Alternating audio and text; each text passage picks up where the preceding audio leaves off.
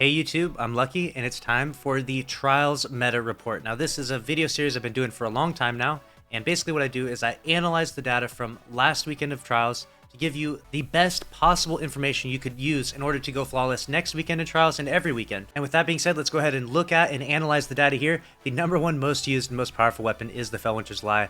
The Felwinter's FOMO continues until I believe February 9th is Season 13, and hopefully Bungie drops the Felwinter's Lie very early on in Season 13, and then therefore everyone will have the gun, making the game a lot more fair. Because right now, not a lot of people have it, and it's still the number one most used weapon. Can you imagine how strong the Felwinter's Lie would be right now, and how many more kills it would have if everyone had accessibility to this weapon right now? The numbers would be absolutely off the charts, right? They would just be insane. Like right now, we got 1.3 million kills with it. I can only imagine if everyone had access to it, it would probably be around the 2 million mark. Absolutely the most powerful shotgun in the game and the most powerful gun in the game. The second most used weapon is the Adored Sniper. Now, obviously, they sunset the Beloved and the Revoker, and that leaves us pretty much with just one viable sniper right now, and that's the Adored. So no surprises there that we see this. This will continue to be the most used sniper until another sniper comparable to the Beloved comes out. I highly doubt they're ever going to bring back something like the Revoker with ammo regeneration and stuff like that. That was just a huge problem, and everyone really hated that. So I highly doubt we'll see anything like that, but I could definitely see a quick draw snapshot sniper coming out at some point in the future. So I imagine one day there will be another sniper and the Adored will fall by the wayside, because honestly it's not that great of a sniper. The third most used weapon is the exotic hand cannon, the Sturm, which is definitely surprising to me here. The Sturm actually takes precedent over the Steady Hand and the True Prophecy. Even though they're all three the same archetype, I'm definitely happy to see that the True Prophecy has made it into the top 5 now. The Sturm with Catalyst has pretty amazing handling, but I definitely think that the Steady Hand and the True Prophecy are much stronger weapons if you're looking for a better weapon inside Trials of Osiris. I think that the Sturm maybe is here because it's more easily accessible. Pretty much everyone has the Sturm at this point. So in my personal opinion, I think that accessibility is taking precedent over the power of these weapons, because I don't think that Sturm is a better weapon than the Steady Hand or the Prophecy. That being said though, it's really exciting to see that the True Prophecy, I made a bunch of videos. I was the first one to talk about the True Prophecy hand cannon not being in the loot pool anymore. And it's really exciting to see that the entire community reacted, and now people are using the True Prophecy that they got before Bungie took it out of the loot pool, and starting to realize that this weapon is actually really insanely good. So I'm stoked to see that. And the number 6 most used weapon is the Arbalest. Now this is a weapon that I've heard is really good on console or with controller, but in my personal experience using this with mouse and keyboard is not very good. Let me know out there if you're on the consoles, if you're getting plagued by this. A lot of people say that it's just way too strong, way too powerful, and it makes it feel like you just can't miss shots with this thing. So no surprise there that it would be in the top 6 then if it is that good. The number 7 most used weapon is the Crimson exotic like pulse rifle hand cannon. It's technically called a hand cannon, but it really acts like a pulse rifle, like a short range pulse rifle. Definitely good in the current Crucible meta, but again, another one of those controller heavy weapons where I think that you're going to see more people with a controller using that than you will with the other weapons. The number 8 spot goes to the 7th Seraph CQC shotgun, which there's no surprises there at all. This weapon can actually roll quick draw and snapshot, so if you're looking for an alternative to the Felwinter's Lie, this is one of the only other shotguns that you can currently get right now that can have quick draw.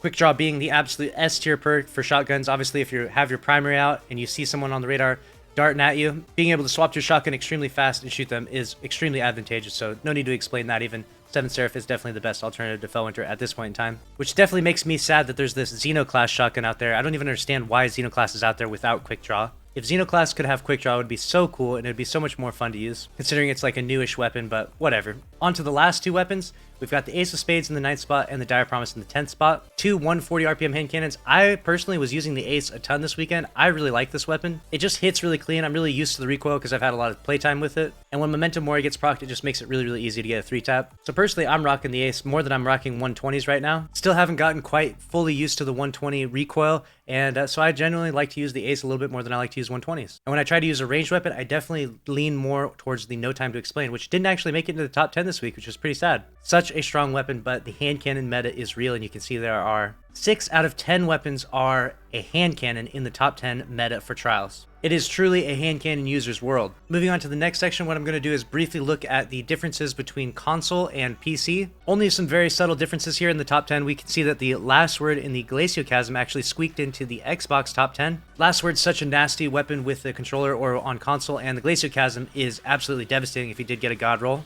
Next up is the PlayStation top 10, and as we look through all the weapons here, there's nothing out of the ordinary at all. Very comparable to the Xbox top 10. And as I mentioned before in a previous Trials report, when the new season first kicks off, it's a little bit hectic, and you'll see PlayStation and Xbox have a variety of different weapons the first few weeks, but that chaos and confusion tends to fizzle out with time, and people tend to settle into what the real meta is. And seeing as we are now several weeks into Trials, we can see there's a lot less variations between Xbox and PlayStation now. as opposed to like the first week. And the last piece of platform specific data that we're going to use is on PC. And we can see here on PC, the only real variations is that the No Time to Explain that I could mention, a really good pulse rifle, actually squeaked into the number 9 spot, and Criminal's Dagger actually made it to the top 10. So that's kind of interesting. Along with this, we're definitely seeing a really, really high amount of people using the True Prophecy. The True Prophecy actually got more kills than the Fellwinter's Lie last weekend, which is largely because the map was such a big map. It's very hard to shotgun people on a giant map, but still very intriguing data to see a primary outdo a special ammo weapon, especially one as potent as the Fellwinter's Lie.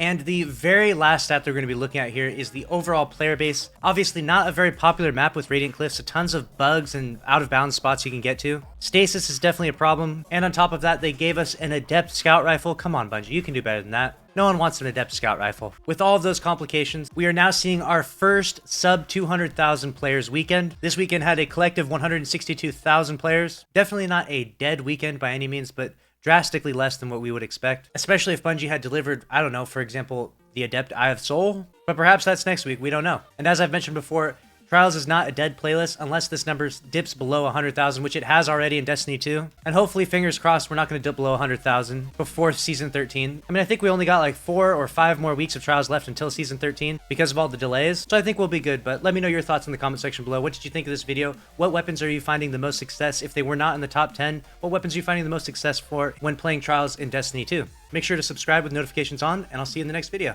Later.